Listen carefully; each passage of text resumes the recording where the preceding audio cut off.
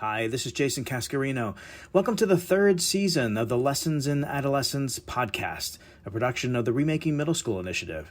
You can learn about Remaking Middle School on the web at remakingmiddleschool.org. Now, here's this episode.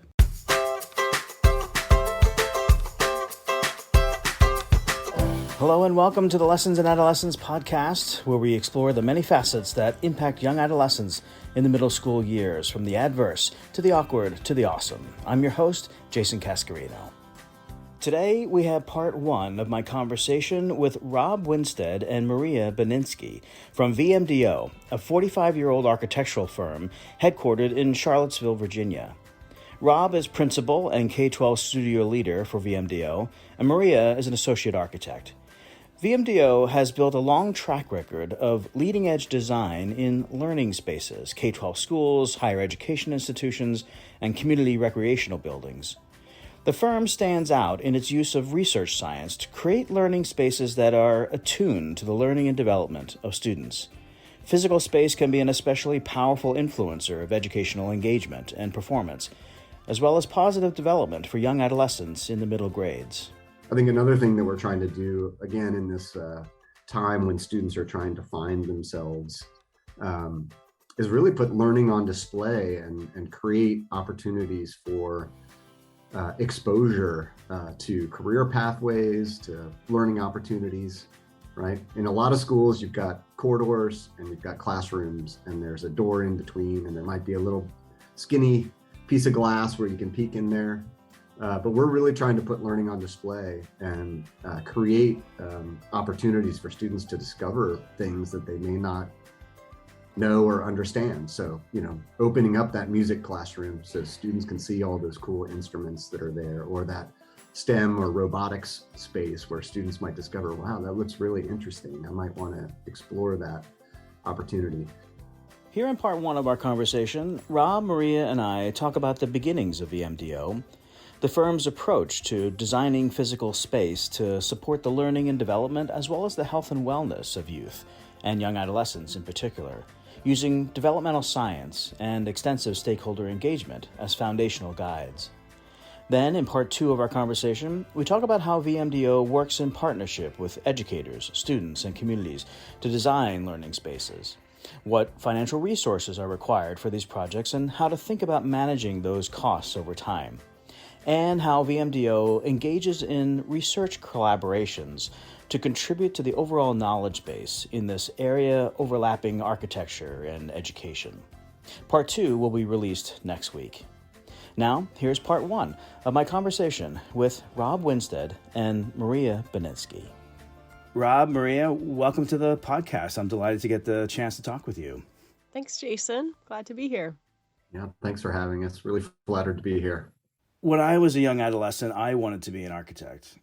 And I guess part of me wishes I was one today. I always felt like it was the perfect left brain, right brain profession, lots of technical know-how combined with creativity and artistry. So I'm really excited to talk with a pair of architects here on the podcast about young adolescent learning and development and why the design of physical space is an essential ingredient in that. Before we get into all of that, let's get to know you a little bit, if we can. Rob, I'll start with you. You are a principal and K-12 studio leader at VMDO, and we'll get into VMDO's work more extensively in a moment. But for now, you are an accomplished architect, more than 25 years in the profession, trained at Harvard, which is consistently ranked as one of the top architecture programs in the country for a long time. You're on the speaking circuit. You won heaps of awards, including for your contributions in the design of learning spaces. What was your inspiration for becoming an architect? I'm definitely one of those rare kids who knew what I wanted to be very early in life. And in the fourth grade, I was designing houses for my mom, and it was early on in my life. And I just stayed with that path. And as I've raised my own kids, I've realized how rare that is. There are a few influences for me that I think are really critical to my career, but also this discussion. One, my father was stationed in Europe at a really formative time in my life, third grade through sixth grade. And my parents were wonderful about creating experiences and travel opportunities for us. And So I got to see many of the great cities and buildings of the world as a young person. And I think that's a huge part of the reason why I have a passion for architecture and design. And then when I wasn't doing that, my parents gave me a lot of free rein to explore in the woods of Northern Virginia. And my mom was a complete freak about the Smithsonian, and we spent lots and lots of time there. And I can still remember, my favorite was the Natural History Museum, and I can still remember walking into that atrium and the smell of the elephant and the sound that it made. And I think that opportunity for self-directed learning early in my life and play with the new loose parts of nature and just be, inspired and awestruck by the natural world. I think that is a big part of why I'm a, environmentalist and an advocate for sustainability now. And then I come from a family of educators. Maria, you are an associate with VMDO. You are a graduate of the University of Virginia in Charlottesville, where VMDO is located. You have offices in Charlottesville and in DC. It looks to me like you were squarely on the liberal arts humanities track at UVA and then took a left turn into architecture, and VMDO has been your professional home since then. What was the impetus for that shift in career focus for you? It really was accidentally walking into the architecture school studio space at UVA as an undergrad. And it was 100% a response to an environment and seeing the work. People were sitting around with paper, cardboard everywhere, making little models, drawings were up on the walls. And I just saw the activity in the space and I was like, this looks good. So, no architects in my family. I mean, I had zero knowledge of what the profession entailed at that point, and it was just really seeing that learning space that did it. So I started taking, I did a minor in architecture in undergrad, started taking some classes. I did really love what I was doing in the liberal arts, so I chose to finish that path in undergrad, and then, took a year out and working in affordable housing, and then went into the Masters of Architecture program after that. VMDO has been around for a long time, more than 45 years by my count.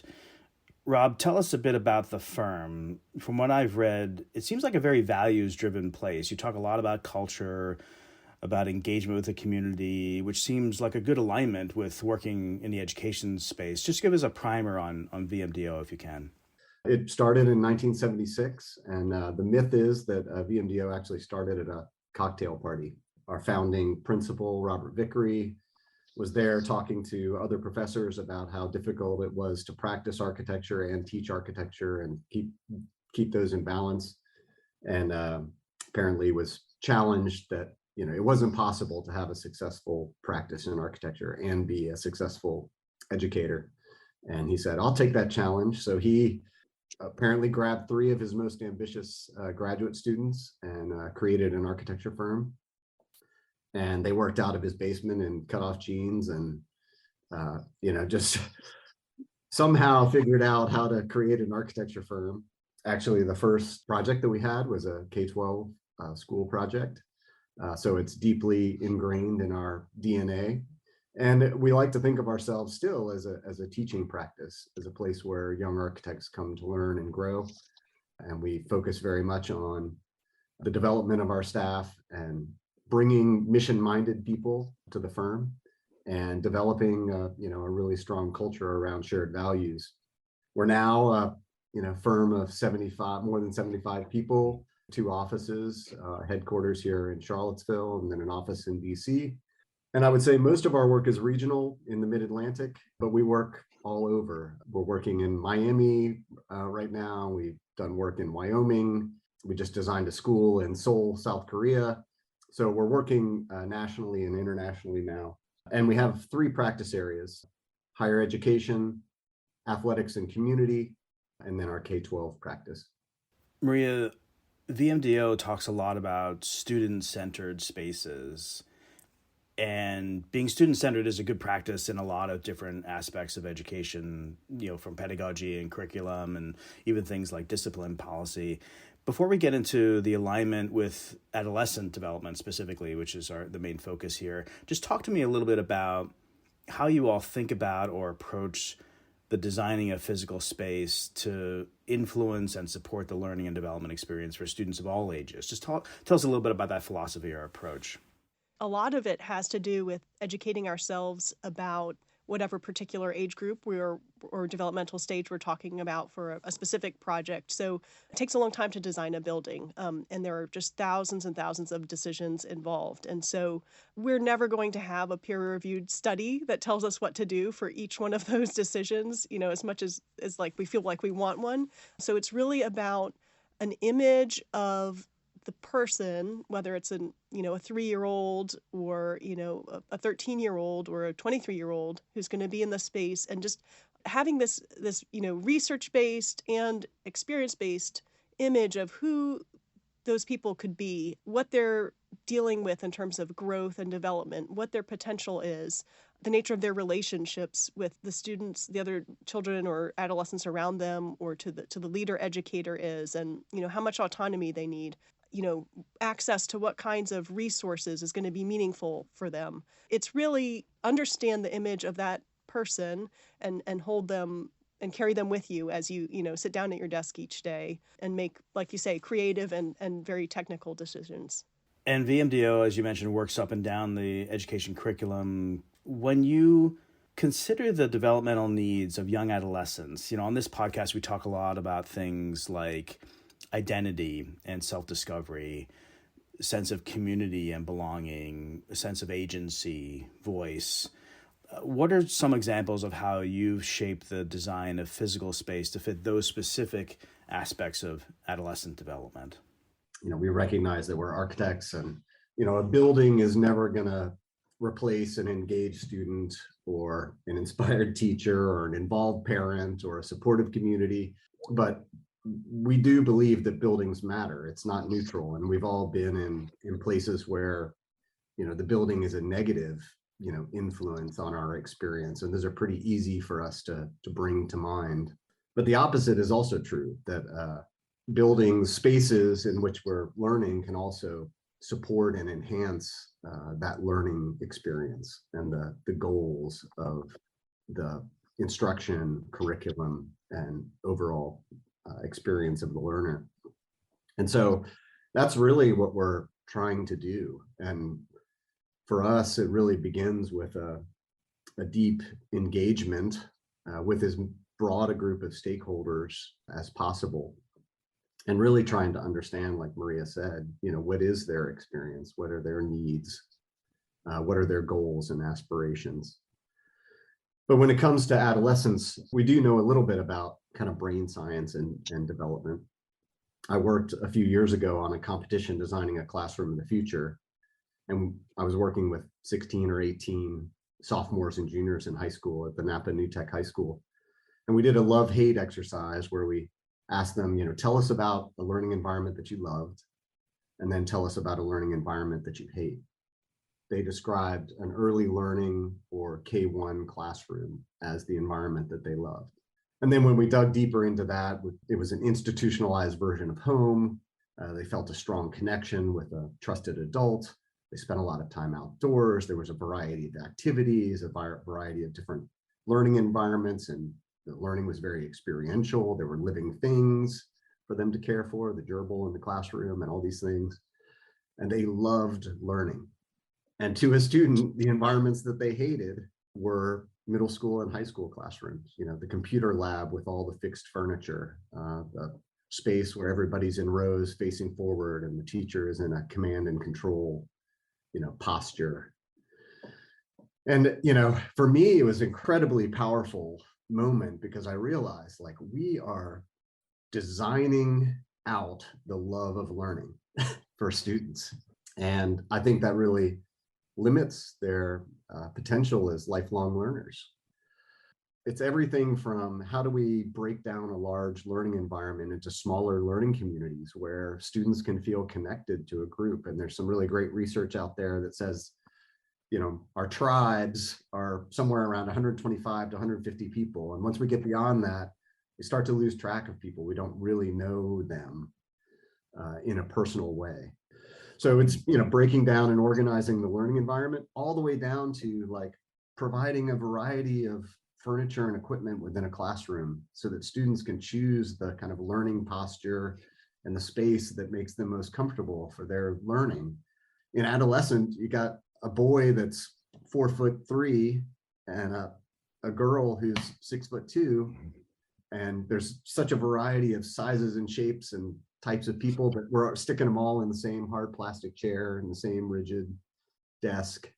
But there's a kid that needs to get up and move in order to be able to learn. There's a kid that needs to sit down and really focus in order to be able to learn. It's that whole range of decision making that Maria was talking about that can really support that adolescent learner in that critical developmental phase. Maria, we talk a lot in the early adolescent period about this notion of, like, as I mentioned, self-discovery, and a lot of that is around experience and experiential learning and having spaces that sort of foster that the sense of belonging and connectedness. You divide the space up in ways that sort of foster those kinds of things. So talk about some of those connections of space and some of those developmental pieces. The learning communities, collections of classrooms where, they have shared common spaces, shared resources. We definitely see over and over resources as social condensers, right? It's like, is there a snack cart, or is there a printer that I'm allowed to use? Things like that really do bring people together. So it's that little village of classrooms that, at that scale of 100, 125, 150 students, putting an adult's office, maybe not an educator, but another staff person, someone from student services within that community, so that there's an adult there that is available to approach. And, I think we hear again and again about feeling known being so important to students of this age. So if there's an adult there who, knows that they are there to be connected with each student and to be that person who is there for them and can be gone to outside of the classroom as well. It's about the people who are there, the resources that are there, and creating the kind of informal spaces where students can have those interactions with each other and with teachers. There are even kind of interesting things about the nature of these informal spaces.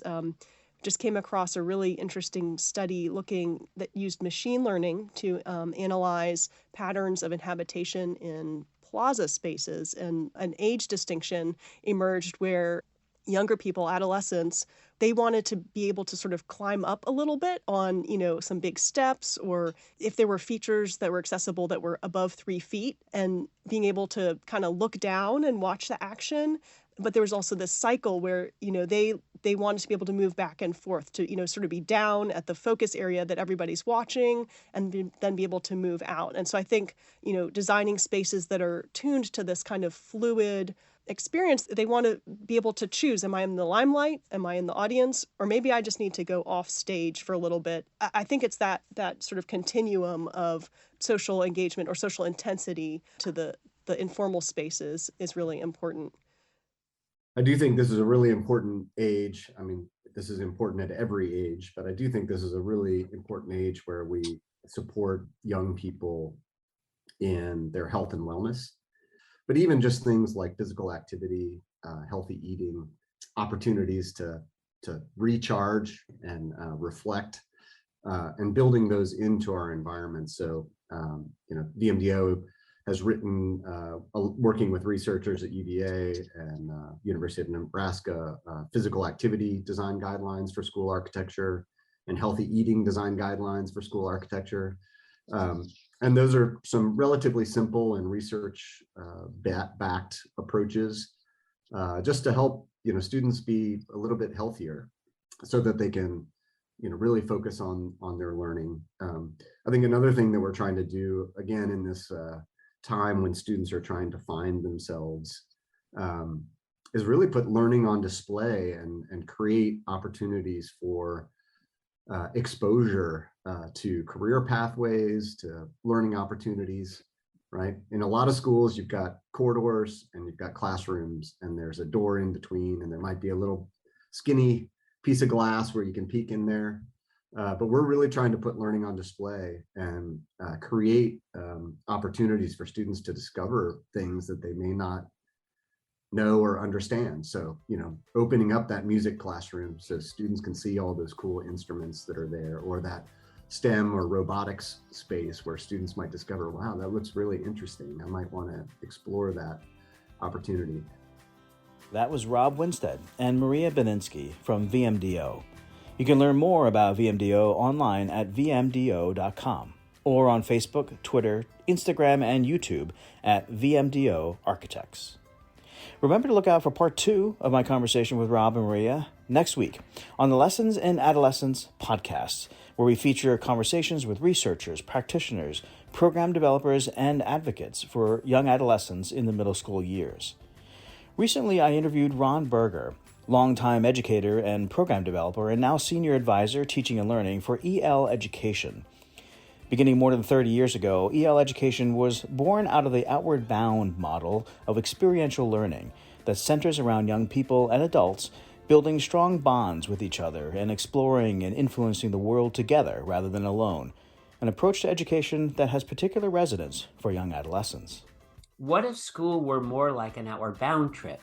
And on an outward bound trip, it's not about any one person's success. It's about the whole team being successful. It's about the entire group making it to the top of the mountain or out onto the ocean or down the river.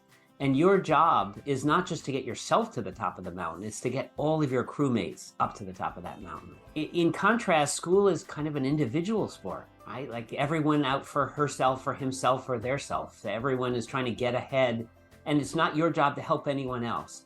But what if school were a team sport instead of an individual sport? What if your job in school was to get every one of your crewmates and classmates into college or into successful academic career, and you're all helping each other in that way? You can listen to both parts of my conversation with Ron wherever you find your podcasts. Thanks for joining the Lessons in Adolescence podcast, a production of Remaking Middle School, an initiative that seeks to transform the learning and development experience for young adolescents in the middle school years. Remaking Middle School brings together good educational practice in school and out of school with the latest developmental science. You can learn about Remaking Middle School or find more resources about the topics of this podcast on the web at remakingmiddleschool.org. The Lessons in Adolescence podcast is produced by Abby Gillespie and me, Jason Cascarino. Editing by Paige Waterhouse. You can listen to or download each episode at the Remaking Middle School website, on Apple Podcasts, Google, Spotify, or wherever you find your podcasts. Thanks for listening.